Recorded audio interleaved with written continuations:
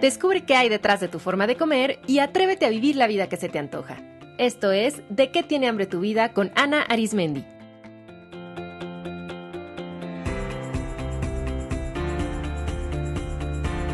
Este es el episodio 171, Hambre Física.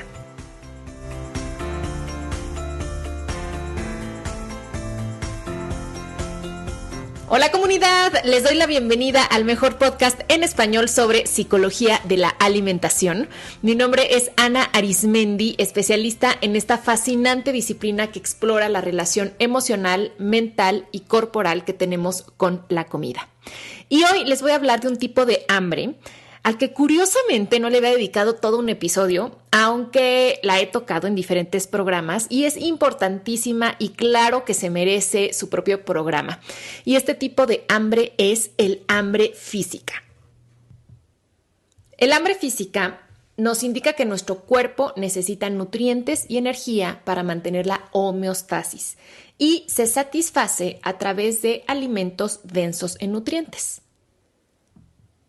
El hambre física se regula en la zona lateral del hipotálamo. Cuando el estómago está vacío, segrega una hormona llamada grelina que estimula otras sustancias como la orexina y el neuropéptido Y, que envían la señal al hipotálamo para que genere la sensación de hambre.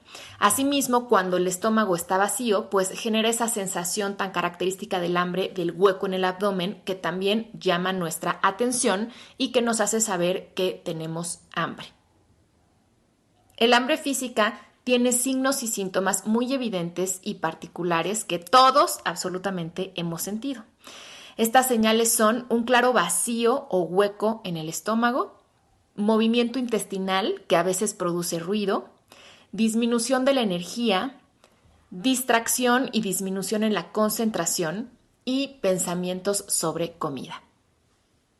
El hambre se va manifestando a través de una escala. No es que de sopetón sintamos esa hambre voraz, sino que, como ocurre con el tanque de gasolina de un auto, el cuerpo se va quedando sin energía y nos va avisando gradualmente.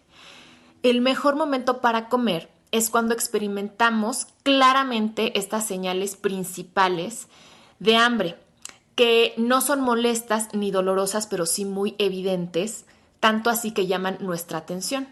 Entonces, cuando ustedes sienten ese claro hueco en el estómago o empiezan a notar movimientos intestinales que les llamamos movimientos de la tripa, o cuando la tripa empieza a hacer ruido, cuando empiezan a sentir que su energía física disminuye y también que su concentración mental empieza a disminuir y ya se empiezan a distraer, cuando empiezan a pensar en comida, sin desesperación, sino simplemente diciendo, pues ya es la hora de comer, ¿qué habré traído de lunch? ¿Qué pedir en el restaurante? Pues esas son las señales características de que ya tenemos hambre. En este punto solemos decir frases como, tengo hambre, necesito comer, ya voy a comer. Y podemos con calma preparar los alimentos o ir al restaurante o sentarnos a comer. Sin embargo, cuando no atendemos nuestra hambre, pues el cuerpo se va quedando con poca energía y como eso amenaza su sobrevivencia, va a hacer dos cosas para conseguir el alimento que necesita. Y aquí quiero que se den cuenta cómo esto es totalmente biológico. O sea, los nutrientes, la energía son vitales para nuestro funcionamiento y pues para nuestra sobrevivencia. Y cuando el cuerpo siente que no los recibe, prende todas sus alertas y sus alarmas porque sabe que está en peligro. Entonces, cuando no atendemos bien nuestra señal de hambre física, el cuerpo va a hacer dos cosas. Primero, va a generar sensaciones corporales intensas y molestas para llamar nuestra atención.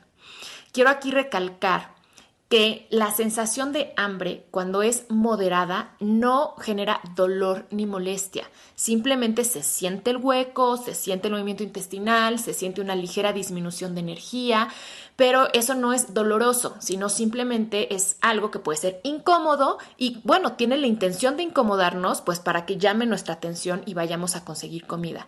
Pero cuando las sensaciones corporales se vuelven desagradables e incluso dolorosas, quiere decir que ya estamos en una fase de hambre intensa, es decir, que ya pasó mucho tiempo en el que nuestro cuerpo nos lleva avisando que necesita nutrientes y el tanque ya se va quedando vacío. Es como cuando en nuestro auto vamos viendo que llegamos a la reserva y el cuerpo y al auto se le prende un foquito y a veces un sonidito que nos dice, o sea, tienes que pasar a poner gasolina ya, porque si no, pues nos vamos a parar.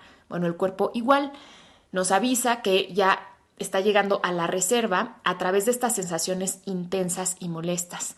Ya les he dicho en otros episodios del podcast que nuestro cuerpo nos avisa de sus necesidades primero a través de un susurro, después alzando la voz, y si con eso no satisfacemos sus necesidades, pues entonces nos va a gritar. Entonces, estas sensaciones intensas y molestas pueden ser el sentir un gran vacío estomacal que puede causar dolor, sentir que se comprime el abdomen, puede haber gastritis, mareo, náuseas, sueño, debilidad física, confusión mental, dolor de cabeza y en algunos casos puede haber temblor o sudoración. Así es que si ustedes frecuentemente sienten estas sensaciones o si solamente comen cuando ya están presentes estas molestias, pues quiere decir que están generándole a su cuerpo un estrés innecesario que se podrían evitar si comieran en las primeras señales y síntomas de hambre. Bueno, entonces, además de que el cuerpo genera estas sensaciones intensas dolorosas, el segundo mecanismo que activa cuando el hambre es muy intensa es la respuesta de estrés. Porque ya les dije que para el cuerpo es muy peligroso no recibir gasolina, alimento. Entonces, este estrés ocasiona que nuestro cuerpo alerte sus sentidos y dirija sus pensamientos a un solo objetivo, que es conseguir comida. En este estado hay pensamientos repetitivos y obsesivos sobre comida. Se siente que no se puede pensar en otra cosa que no sea en comer. Los oídos, la nariz, los ojos, el tacto, el gusto, todo está mucho más sensible a los estímulos que nos dirijan a conseguir alimento. El estado de ánimo se altera y entonces hay sentimientos de ansiedad e irritabilidad. Los músculos se tensan y esto interfiere en la correcta digestión de los alimentos. Y algo muy importante es que en este estado se inhiben las funciones cognitivas del cerebro. Es decir, no se puede pensar bien, porque pues este momento no es un momento para reflexionar y analizar. Y por eso se suelen tomar decisiones impulsivas y comer con urgencia y a toda prisa. Entonces, por ejemplo, cuando ya estamos en hambre intensa y estamos en respuesta de estrés, vamos a ser más sensibles a captar olores o a vernos influidos por fotos de comida o por los platillos de otra persona, lo que nos puede llevar a consumir más, a comer con mayor prisa, a devorarnos lo que sea que nos pongan enfrente. Y también como en la respuesta de estrés se inhiben las funciones de la corteza prefrontal, entonces no podemos frenar impulsos. No es momento de decir, ay, ¿comeré esto o no? No, ya el cuerpo está de, ahorita no voy a pensar, necesito sobrevivir y entonces me voy a comer todo lo que esté enfrente. La irritabilidad y la ansiedad características de esto, de hecho, está el famoso dicho en inglés, ¿no? De pasamos de estar hungry a estar hungry, ¿no? Entonces, como el hambre genera esta irritabilidad y eso es porque estas dos emociones lo que hacen es que nos activan y nos llevan a conseguir el alimento sea como sea. También se dice en español, ¿no? Perdóname por lo que dije cuando sentía hambre, pensando en que las personas con hambre están de malas y entonces van a responder y van a reaccionar. Yo estoy segura que todos ustedes pues han comprobado cómo ocurre esto en nuestro cuerpo, porque aún desconociendo los mecanismos biológicos del hambre, seguramente les ha pasado que llegan a un restaurante con hambre intensa y se acaban la canasta de pan con muchísima urgencia. Pues porque ya el cuerpo está de necesito comida ahora y le ponen la canasta de pan, que además es riquísima en glucosa, pues claro que la va a devorar, ¿no? O que llegan al restaurante y como tienen muchísima hambre, piden varios platillos y resulta pues que no pueden terminarlos todos. O que van al supermercado con hambre intensa y están probando de todo y comprando lo que no necesitan. O que comen tan rápido que comen de más y sin disfrutar los sabores. Cuando estamos en hambre intensa, solemos decir frases como me muero de hambre, podría comer lo que sea, tráiganme lo que sea, necesito comer ya, siento que me desmayo, podría comerme hasta una vaca, ¿no? O podría comerme todo el restaurante. Obviamente este no es el mejor momento para comer, porque con la urgencia pues no vamos a decidir bien, vamos a comer a prisa, en exceso, no vamos a disfrutar ni digerir correctamente los alimentos. Lo ideal, y que además es bastante posible porque es lo natural, es hacer la mayoría de nuestras comidas cuando sentimos hambre a un nivel moderado, donde las sensaciones físicas son claras y las podemos identificar, pero que aún no se activa la respuesta de estrés. O sea, cuando sabemos que tenemos hambre, pero podemos todavía con toda calma pensar y reflexionar qué comer, ir con calma al restaurante, sentarnos con calma, servirnos, prepararnos lo que vamos a comer. Ahora, quiero que vean cómo estamos tan desconectados de nuestro cuerpo que la mayoría de la gente come hasta sentir hambre intensa. Come hasta que siente dolor y come justamente para buscar quitarse ese dolor. Y eso a mí me da tristeza porque deberíamos de comer buscando placer y buscando salud y buscando bienestar, no buscando nada más huir de un dolor o de una urgencia. Reconocer estas sensaciones de hambre física es parte de la sabiduría biológica con la que todos nacemos. Comer es tan necesario para nuestra sobrevivencia que el hambre pues es de las primeras sensaciones que un bebecito va a experimentar al nacer y como la va a experimentar tan frecuentemente pues va a aprender a reconocerla y a saber con qué se satisface. Ustedes observen a cualquier bebé de cualquier cultura y van a notar cómo cuando siente hambre lo va a manifestar moviendo la boquita con el reflejo de succión, acercándose al pecho materno, chupando algo y por supuesto llorando. Más importante aún, los bebecitos reconocen no solo las señales de su hambre física, sino que también saben distinguirla de otros tipos de hambre. O sea, un bebé sabe de manera instintiva cuando tiene hambre de leche y por eso no va a parar de llorar, le hagan lo que le hagan hasta que le den de comer. Y sabe identificar cuando tiene hambre de otra cosa, cuando tiene hambre de ser acogido en brazos, de dormir o de dar un paseo. Por eso muchos bebés, cuando lo que tienen es sueño, aunque les metan una botella de leche en la boca, no van a estar tranquilos porque lo que ellos necesitan es dormir y su cuerpo-mente lo identifica. Entonces, quiero que sepan que reconocer su hambre física y distinguirla del resto de hambres es una sabiduría con la que nacemos, que ya traemos dentro. Y lo único que hay que hacer es reconectar con ella. Porque el problema es que a lo largo de nuestra vida, pues vamos perdiendo esta claridad sobre qué sentimos y qué necesitamos, principalmente por 5 grandes factores de los que ahora quiero hablarles. El primero de ellos es la crianza que genera desconexión corporal.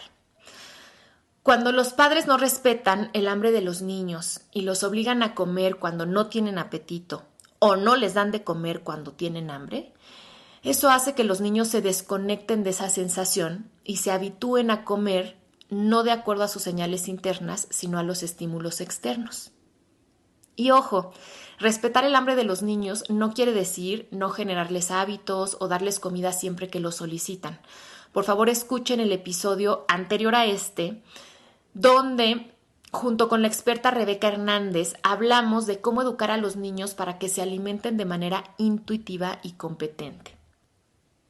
La desconexión corporal ocurre no solamente cuando los padres ignoran o son indiferentes con la sensación de hambre de los niños, sino también cuando invalidan o ignoran cualquier otra sensación corporal que reportan los niños, como dolor, placer, ganas de orinar o defecar, sueño, calor, frío, etc. O sea, obligar a un niño a mantenerse despierto cuando tiene sueño, o decirle que se aguante las ganas de excretar por mucho tiempo, no respetar su cansancio o minimizar cuando reporta dolor, pues le genera al niño una gran contradicción interna, porque por un lado está recibiendo señales de su cuerpo y por otro recibe información opuesta de sus cuidadores principales a quienes respeta, en quienes confía y de quienes depende. Entonces esto va a hacer que los niños empiecen a desconfiar, dudar y rechazar a su cuerpo. porque para un niño es más valioso desde el punto de vista de la sobrevivencia confiar en sus cuidadores, porque los necesita para sobrevivir, entonces va a hacer lo que sea para mantenerse a su lado, para tener su atención, y entonces de quien va a desconfiar y dudar, pues va a ser de su propio cuerpo.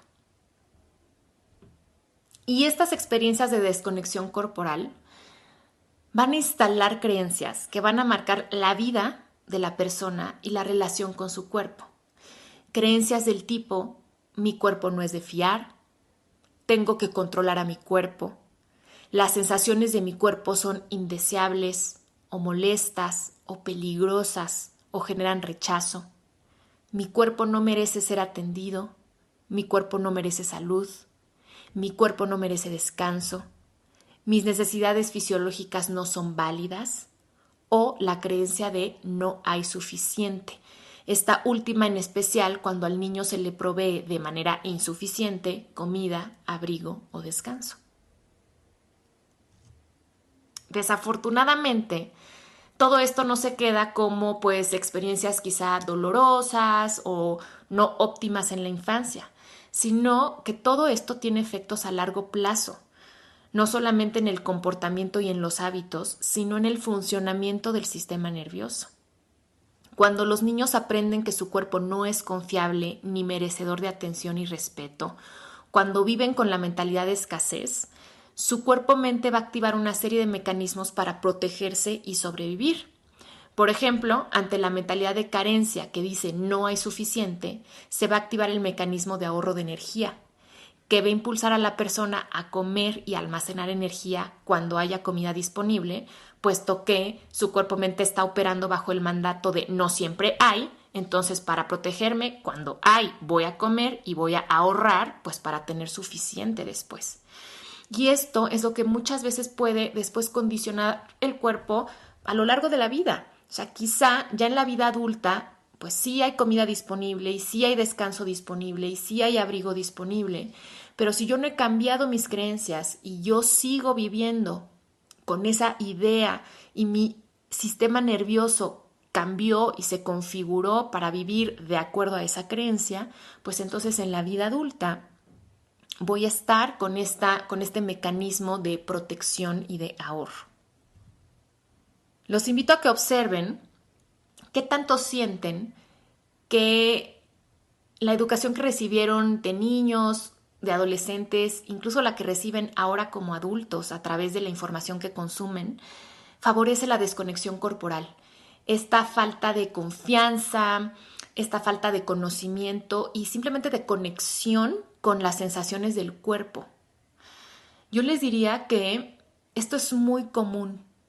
O sea, somos unos ignorantes de nuestro cuerpo, de su anatomía, de su funcionamiento y de sus sensaciones, porque nadie nos enseña a hacerlo y porque incluso pues vamos creciendo con estas ideas de que, por ejemplo, el cuerpo es sucio, no te lo toques, no te lo veas, las sensaciones hay que controlarlas, no es correcto sentirlas o expresarlas. Y pues entonces nos vamos alejando cada vez más de nuestro cuerpo y sensaciones tan naturales y vitales para nuestra sobrevivencia se vuelven perfectos desconocidos. Y pues por supuesto que después en la vida adulta no tenemos ni idea que todo eso que estamos sintiendo es hambre y que se quita comiendo. El segundo factor que causa desconexión con la sensación de hambre física es la falta de educación emocional. Desde la lactancia, aprendemos que a través de la comida no solamente satisfacemos el hambre física, sino que obtenemos nutrientes emocionales. Comiendo sentimos placer, pertenencia, seguridad y amor. Y eso está bien porque de pequeños tenemos pocos recursos a través de los cuales obtener nutrientes emocionales. Sin embargo, el problema radica en que la comida se instaure como nuestro único recurso conforme crecemos. Porque así como poco a poco nos vamos independizando de nuestra madre conforme crecemos y vamos desarrollando habilidades que nos permiten hacer muchas cosas, así deberíamos de aprender alternativas para identificar y manejar nuestras emociones. Pero desafortunadamente la pobre educación emocional que aún existe en las familias, en la escuela y en la sociedad, pues no nos brinda muchas opciones para aprender a gestionar de manera funcional lo que sentimos. Y por eso, pues vamos a seguir recurriendo a la primera y más practicada herramienta de todas, que es comer. Mientras no aprendamos a gestionar nuestras emociones, la dependencia a la comida como regulador emocional pues va a seguir activa. Y eso va a afectar nuestra percepción del hambre, porque si ustedes comen cuando sienten ansiedad, alegría, sueño, tristeza, soledad, rabia, y no reparan en identificar la diferencia entre las sensaciones de cada emoción y distinguirlas de las sensaciones del hambre física, pues va a ser muy fácil confundirlas.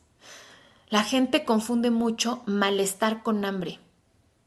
Y entonces cuando sienten una sensación incómoda, sea la que sea, de inmediato nada más su cuerpo-mente registra malestar y ¡pum! Me meto algo a la boca.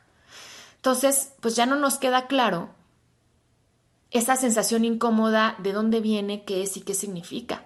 Algunas veces quizá sea hambre física, porque el hambre física, como les decía, tiene que generar incomodidad para que llame nuestra atención, pero en muchas ocasiones es ansiedad, o es aburrimiento, o es soledad, o a veces es sueño y cansancio. Entonces, el abusar de la comida como recurso para gestionar las emociones, pues también nos aleja y nos desconecta del hambre física. El tercer factor que genera desconexión con el hambre física son las dietas restrictivas. Estas dietas cero respetan nuestras señales de ningún tipo, o sea, no solamente las de hambre, muchas veces tampoco respetan nuestras señales digestivas, nuestras señales de la necesidad de excreción, de dormir, etc. Hacen que la persona coma de acuerdo solamente a números y a reglas, todos externos a ella, y lo que hacen estas dietas es que generan desconfianza y rechazo a la sensación de hambre. En las dietas restrictivas se percibe al hambre como el enemigo, como el culpable de no conseguir apegarse al plan, como una bestia salvaje a la cual hay que domar. Y pues todo esto tiene muchos efectos negativos y a largo plazo. Ya hemos hablado en el podcast cómo las dietas restrictivas malnutren al cuerpo y son el factor de riesgo número 1 para desarrollar un trastorno de la conducta alimentaria. Además, desbalancean todo el metabolismo y el neurocircuito del hambre y la saciedad. Pero además, hablando del contacto con el hambre física, estas dietas restrictivas promueven muchas conductas alteradas con la comida que tristemente están muy extendidas y que son formas de no respetar nuestra hambre física. Por ejemplo, tratar de engañar al cuerpo para no sentir hambre tomando agua. A ver, ¿cuántas veces han escuchado la recomendación de cuando sientas hambre, bebe agua? O empieza tus comidas bebiendo una gran cantidad de agua para que entonces comas menos. O sea, a ver, el agua lo único que va a hacer en ese caso es inflar el estómago y diluir los jugos gástricos, pero no va a desaparecer la sensación de hambre. Esa al ratito va a volver y va a volver más intensa. Y además, si prolongamos esta práctica de estar bebiendo tanta agua, seguramente al rato vamos a tener algún problema gástrico, acidez, gastritis, reflujo, etc. Aquí lo importante sería aprender a distinguir entre el hambre física y la sed. Y decir, a ver, ¿cómo se siente la sed en mi cuerpo? Y entonces, si lo que siento es sed, pues lo correcto es beber agua. Pero si lo que siento es hambre, beber agua va a ser algo dañino para mi cuerpo y tampoco va a desaparecer la sensación de hambre. A mí me da muchísima tristeza leer este tipo de recomendación de gente, tanto con una licenciatura como que no, que se dedica supuestamente a hablar de bienestar y de nutrición, ¿no? O estas personas que son entrenadores o influencers en redes sociales y está muy extendida esta idea, ¿no? De, no, antes de comer toma un vaso de agua. ¿Por? O sea, cuando el cuerpo tiene hambre lo que necesita es alimento y cuando el cuerpo tiene sed lo que necesita es agua. Por ejemplo, otra conducta alimentaria alterada extendida que nos desconecta de la sensación de hambre física es mascar chicle, tomar bebidas light, té o café con la idea de evitar el hambre. Esto tampoco es sano y aparte tampoco funciona. Son conductas insostenibles y dañinas para nuestro cuerpo-mente. ¿Cuántas veces hemos hablado aquí en el podcast que para satisfacer cada tipo de hambre se necesitan nutrientes específicos? Entonces, así como el hambre de contacto físico se va a satisfacer solo mediante abrazos y besos y caricias y contacto visual, y por más comida que se ingiera, jamás eso va a reemplazar el abrazo que se necesita, pues lo mismo al revés. Ningún abrazo, ni chicle, ni té va a sustituir una comida densa en nutrientes cuando sentimos hambre física. O a ver, ¿qué les parecería que un día que sientan muchísima hambre, alguien les dijera, ay, no te preocupes, vamos a darnos un abrazo y con eso se te quita? Pues suena súper ilógico y bobo, ¿no? Pero lo hacemos mucho. Es más, cuando tenemos mucha hambre ni los abrazos se antojan. O sea, lo que queremos es comer porque necesitamos nutrientes y necesitamos energía. Entonces, esta idea de hay que engañar al hambre es una vil ilusión. Fíjense, incluso las personas que tienen anorexia finalmente no dejan de comer. O sea, quizá no ingieran alimentos por la boca, pero entonces van a empezar a comerse a sí mismos. Y pues esto como un gran acto de sobrevivencia. El cuerpo-mente, al verse en tal situación de extrema desnutrición, pues va a recurrir a lo que tenga a la mano para mantenerse con vida, aunque eso implique consumir su propia grasa y músculos y huesos. Entonces, de que el cuerpo-mente va a encontrar la manera de comer, lo va a hacer. Entonces, ¿por qué no lo sometemos a un extremo de buscar a la mala nutrientes cuando podríamos dárselos de manera placentera y gozosa y nutritiva?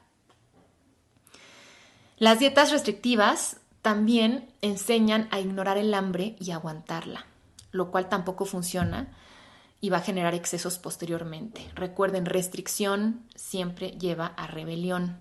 Entonces esto de no, tú mantente estoica y aguántate el hambre, o sea, lo único que va a generar es que al rato llegues a hambre intensa, actives la respuesta de estrés, no puedas controlar impulsos y entonces comas de más, comas con urgencia y tu cuerpo esté tan tenso que no pueda digerir correctamente lo que come y entonces adivina qué, te vas a quedar con hambre. Porque acuérdense que alimentarnos no es lo mismo que nutrirnos. O sea, alimentarnos es el acto de elegir comida e introducirla a nuestro cuerpo. Nutrirnos es todo lo que ocurre ya dentro, todos los procesos bioquímicos para digerir, para absorber los alimentos. Entonces, si nuestro cuerpo no está en óptimas condiciones para nutrirnos, podemos estar metiéndonos a la boca los alimentos con mayor valor nutricional, pero el cuerpo igual no los va a absorber y entonces nos vamos a quedar con hambre. Enojarse con el hambre, insultarla, maldecirla y enfadarnos con nuestro cuerpo por generar esa sensación, pues lo único que va a hacer es generar sufrimiento emocional y el hambre va a seguir ahí. ¿Cuántos de ustedes no han sentido rabia contra su hambre? Yo en el consultorio lo veo todo el tiempo. Gente que me dice, es que Ana, mi único problema es que siempre tengo hambre. Es que odio sentir hambre. Es que me choca, me da coraje porque siempre tengo hambre. Es que si tan solo mi cuerpo no tuviera hambre todo el tiempo. A ver, piensen, ¿de qué les sirve estarse peleando con el hambre? O sea, eso no hace que la sensación desaparezca y lo único que genera es sufrimiento emocional que no les va a llevar a cuidarse y a tener una relación sana con su cuerpo. Y bueno, ni qué decir de otro tipo de conductas terribles que también fomenta mucho la cultura de las dietas, como el uso de sustancias para inhibir el apetito, como los cigarros, las anfetaminas y otras sustancias psicoactivas. ¿No les parece de lo más absurdo y triste utilizar sustancias con tanto impacto en el cuerpo para tratar de controlar una sensación que surge con la intención de mantenernos con vida? ¿Se dan cuenta cómo de fondo el no aceptar el hambre y el tener un conflicto con nuestra sensación de hambre ¿está siendo evidente que tenemos un conflicto con la vida? Hay algo que no aceptamos de vivir, no nos atrevemos a vivir, nos da miedo vivir. Hay algo, pero ¿por qué nos estamos peleando con una sensación que nos permite esta experiencia maravillosa de estar con vida? El cuarto factor que genera desconexión con el hambre física es más de índole biológico. Y se trata de ciertas condiciones y enfermedades que pueden, de manera biológica, afectar la señalización de hambre en el cuerpo. Particularmente cuando hay problemas con la insulina, la tiroides y las hormonas sexuales. En el caso de las personas con resistencia a la insulina, diabetes, hipo o hipertiroidismo, endometriosis, síndrome de ovario poliquístico, genuinamente en estos casos puede que sientan más hambre o que no sientan hambre. Y no por una cuestión, en este caso, mental, sino porque su cuerpo no está mandando las señales apropiadamente. Asimismo, cuando el ciclo circadiano está desregulado por no dormir suficiente ni bien, o por estar expuestos demasiado a la luz artificial, o por no exponernos a luz suficiente, como en el caso de las personas que viven en países donde hay mucha oscuridad, inviernos muy largos, todo eso también afecta las señales de hambre. La falta de actividad física también puede afectar esta señalización biológica. La depresión y los trastornos de ansiedad también causan desbalances en el hambre y la saciedad. Y hay muchos medicamentos que también pueden afectarla, como los anticonceptivos, antidepresivos, ansiolíticos, antipsicóticos o los medicamentos para dormir. Algunas enfermedades pueden afectar la sensación de hambre, por ejemplo, las enfermedades autoinmunes o trastornos como el trastorno por déficit de atención e hiperactividad, o también ciertos tratamientos como la quimioterapia. Entonces, si alguno de estos es su caso, aquí la solución es acudir con el médico apropiado. Y pues, de hecho, en muchos casos, como en el caso de los problemas en la tiroides, o también algunos problemas con el ciclo menstrual o con las hormonas, puede ser que uno de los síntomas que haga que tanto el médico como la persona sepa que hay algo que no está funcionando bien es estos cambios en el apetito, en la sensación de hambre. Entonces, si es su caso, acudan con el médico porque todo esto tiene solución. Y bueno, el quinto factor que nos desconecta de la sensación de hambre física es el trauma psicológico. En especial cuando se ha vivido una experiencia traumática que involucra al cuerpo, como violencia física, un accidente, una enfermedad, una cirugía, abuso sexual.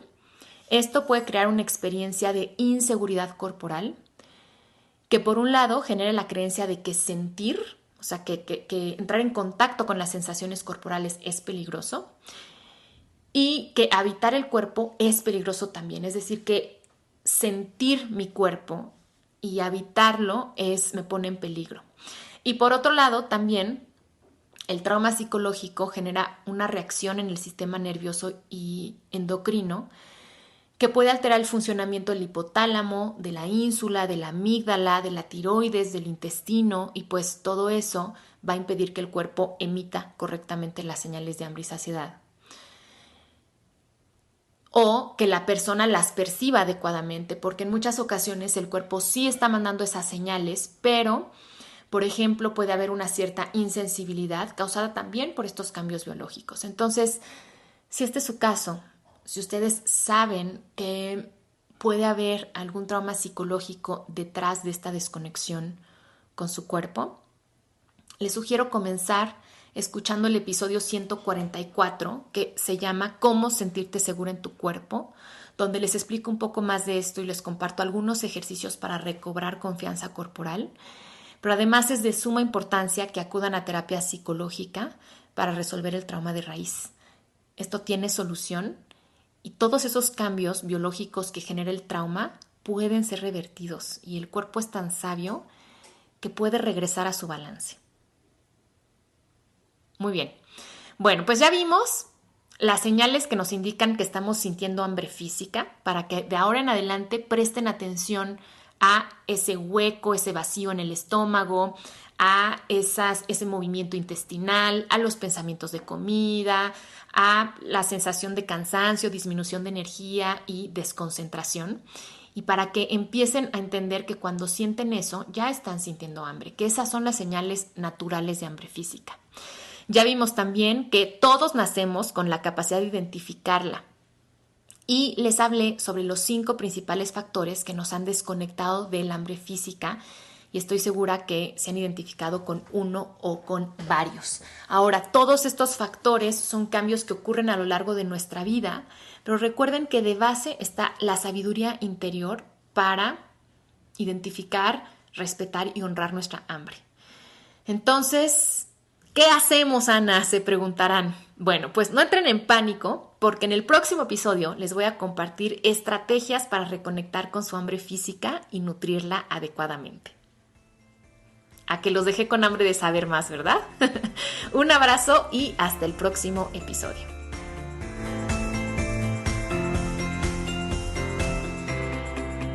Esto fue ¿De qué tiene hambre tu vida? Con Ana Arismendi.